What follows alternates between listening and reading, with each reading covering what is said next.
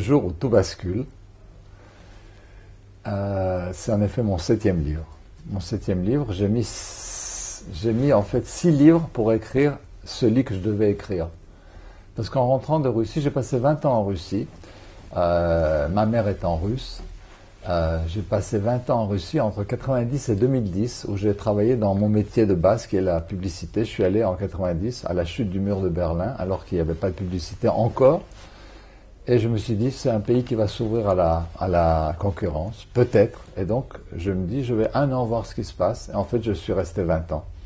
Et au retour, j'ai eu besoin d'écrire justement à cause de l'événement qui est arrivé dans ce livre, dans Le jour où tout bascule. Je parle d'un événement tragique qui m'est arrivé en Russie. Et c'est suite à ça que j'ai dû, c'était une nécessité de commencer à écrire, mais en effet, 6 livres pour arriver au 7e. C'est le patron, le futur patron, qui allait m'engager pour la Russie. La première phrase qu'il m'a dit quand je suis arrivé dans son bureau, il m'a dit « Vous êtes publicitaire, vous parlez russe, vous êtes juif, vous êtes notre homme pour Moscou. » Voilà. Alors mes origines, c'est très simple, je suis juif à la fois de père et mère. Ma mère juive russe, mon père juif iranien. Et donc 2 fois. 2 fois. Au carré. Racine carrée, j'ai des racines carrées. Vous avez dit, un homme comme moi, attaché à ne pas s'attacher, peut-il se marier à une femme plus de 20 ans plus jeune? Ça, c'est ma question. J'ai été marié 2 fois, divorcé 2 fois, j'ai une fille. Et puis je suis arrivé en Russie en 90, célibataire, j'avais divorcé, donc j'étais libre. Et il se trouve que c'est un pays où un étranger comme moi qui parle russe avait finalement un attrait particulier. En plus, j'étais dans un métier très glamour, entre guillemets, la publicité qui était inconnue encore en Russie à cette époque. Donc, c'est vrai que j'ai été dans un milieu où j'étais assez, entre guillemets, attirant. C'est comme si on imagine une grande vedette d'Hollywood arrivant à Paris. C'est un peu ça qui m'est arrivé. Et donc, il est vrai que en Russie, l'écart d'âge ne joue pas beaucoup. Par rapport, par exemple, à notre pays, en France, quand vous avez 10 ans d'écart avec votre femme ou votre compagne, c'est déjà considéré comme limite. En Russie, c'est une autre culture où l'écart d'âge ne joue pas. Alors, 20 ans d'écart, c'est pas grave du tout. Et en plus, mon père, vous savez qu'on reproduit un peu souvent le schéma de son père. Mon père était, pour la 2e fois marié, avec une femme qui avait 40 ans de moins que lui. Donc il vous a battu. Vous avez travaillé comme publicitaire et d'ailleurs on vous a surnommé le pape de la publicité russe. Oui, enfin j'ai été en effet considéré comme le pape, le père de la publicité en Russie parce que j'étais le premier tout simplement. J'étais un pionnier, hein. Je suis arrivé dans un pays qui ne connaissait pas la publicité, elle connaissait la propagande bien entendu, mais c'est pas exactement pareil. Mais il n'y avait pas de marque à vendre, il n'y avait rien à vendre, donc j'ai été le premier. Et donc le premier, on le considère un peu le père de ce métier. Et campagne. Alors, c'est vrai que moi, le mot campagne, ma campagne de Russie, c'est ça qui a déclenché mon premier livre. C'est un roman, hein. C'est-à-dire que je suis parti du titre pour écrire le livre. En effet, c'est un jeu de mots très publicitaire. Ma campagne de Russie, la campagne de Russie, Napoléon, etc. Mais dans ce titre, il y a renfermé toute l'histoire que je raconte dans ce roman. C'est-à-dire, finalement, une défaite, une victoire, une défaite, et en même temps, la double sens de campagne et compagne, évidemment. Vous avez compris, c'est vraiment c'est un titre de publicitaire, tout à fait. Puisqu'on parle de victoire et de défaite, on va peut-être dire que le coquelicot, c'est peut-être un symbole d'une certaine défaite, c'est peut-être aussi des signes. Peut-on parler de synchronicité entre la chanson qui, lorsque vous étiez enfant, vous faisait pleurer, et le sang de l'auto-poignardage d'Elena, et la blessure à votre doigt sur une bague en forme de tortue? Oui, moi je crois beaucoup à la synchronicité, je crois que rien n'est dû au hasard. Hein. Mais ça, je l'ai su après. C'est-à-dire qu'avant, dans mon livre, je raconte comment j'étais avant, celui que j'étais, qui peut choquer des gens, hein, j'avoue. Mais j'ai voulu volontairement me dépeindre, me mettre à nu tel que j'étais, c'est-à-dire un matérialiste. Et ensuite, suite à cette tragédie dont vous parlez, c'est-à-dire le suicide de ma compagne Elena, qui en effet s'est poignardé le cœur avant de se pendre le lendemain, et je l'ai retrouvée dans une position qui m'a rappelé cette chanson dont vous parlez, Les Coquelicots, qui est sur la couverture de mon livre. Hein. C'est pas au hasard. Hein. Il n'y a pas des coquelicots au hasard. Il peut pas y avoir des roses ou des tulipes. Ça ne pouvait être que des coquelicots, parce que moi, quand j'étais petit, j'avais 3 ans.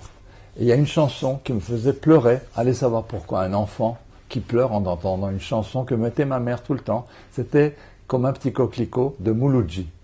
Peu de gens se souviennent peut-être de cette chanson. C'est une très belle chanson, mais moi, quand elle arrivait à la fin, le dernier couplet me faisait pleurer. Pourquoi? Je l'ai su 50 ans après. Parce que dans ce couplet, en effet, Mouloudji chante qu'il a retrouvé la femme qu'il aimait avec, à la place du cœur, 3 petites gouttes de sang qui font comme un coquelicot. Et moi, je retrouvais Elena également, après qu'elle soit poignardée, avec un petit coquelicot côté cœur. Et après ce choc, vous avez des lectures. Et je veux savoir quels sont les ouvrages qui vous ont ouvert la voie de réflexion sur la spiritualité et l'au-delà.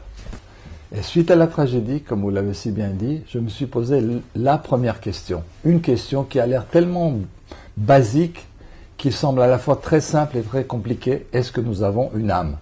Il y a plein de gens qui pensent qu'on n'a pas d'âme. Hein.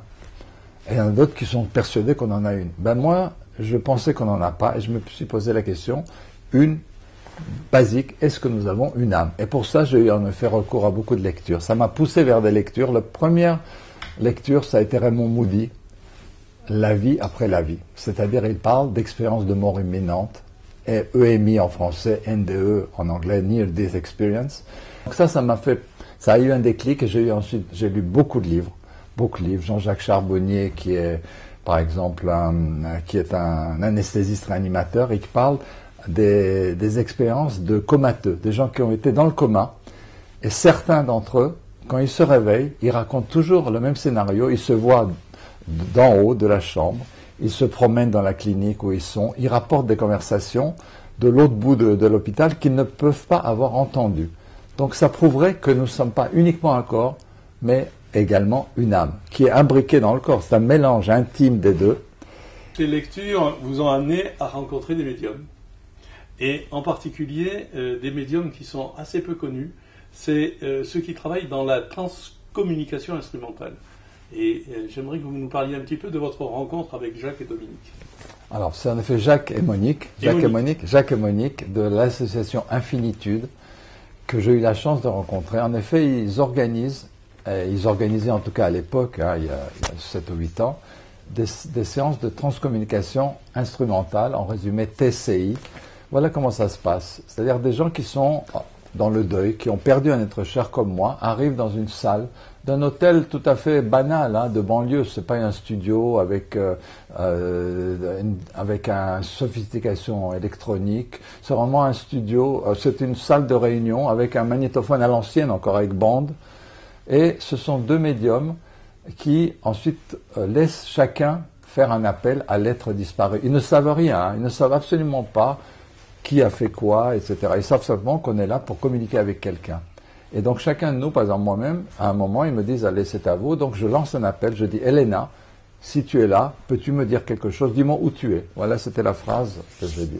Et ensuite, on fait un silence pendant 30 secondes, 1 minute. Et pendant ce temps, un des 2 médiums fait des vibrations très légères pour reproduire, en fait, pour donner la possibilité à l'esprit disparu de communiquer avec vous par des mots. Parce que les âmes disparues ne sont pas des corps, ils n'ont pas de cordes vocales. C'est des vibrations dont ils se servent pour communiquer.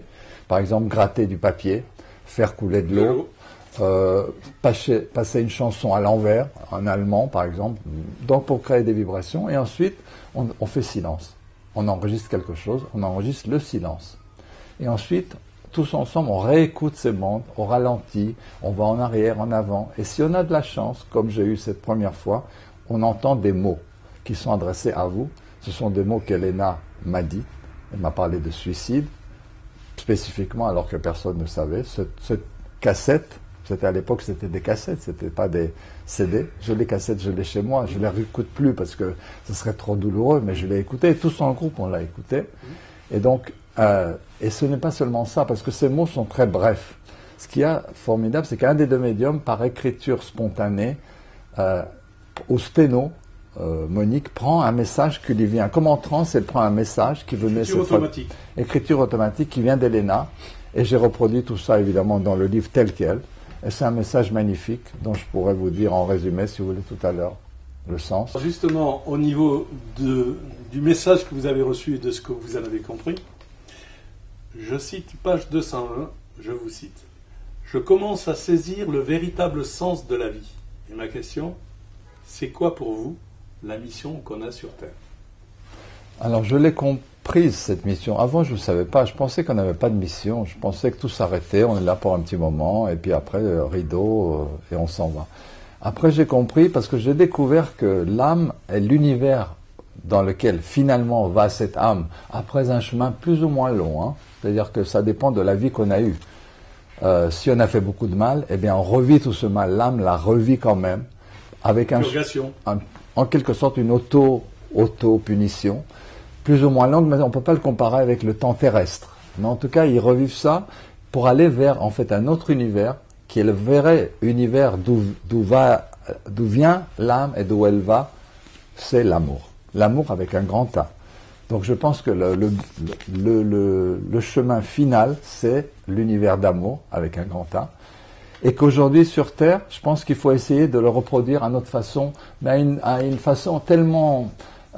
dilué, je dirais que l'amour qu'on a ici, il est très dilué par rapport que l'amour qui existe dans l'autre univers. Et justement, les gens qui ont vécu cette expérience de mort imminente disent on a été dans un univers d'amour tellement fort qu'on ne peut même pas le décrire avec des mots terrestres. Donc ne cherchez pas.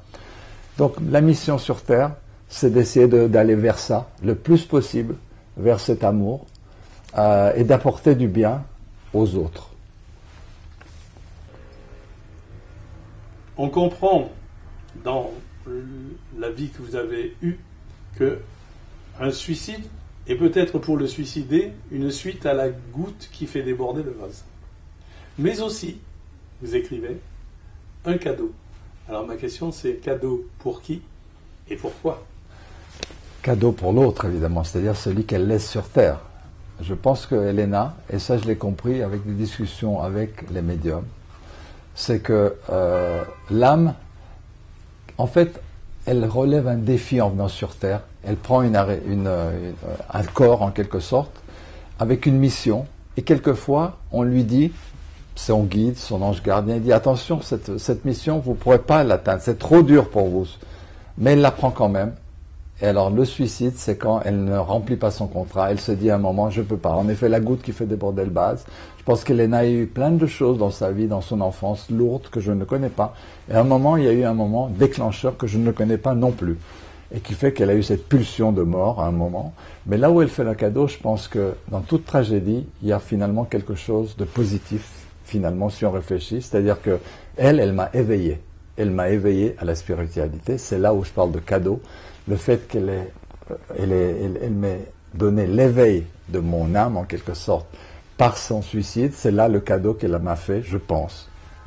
Eh bien, merci pour ce récit, merci pour cette quête. Merci beaucoup.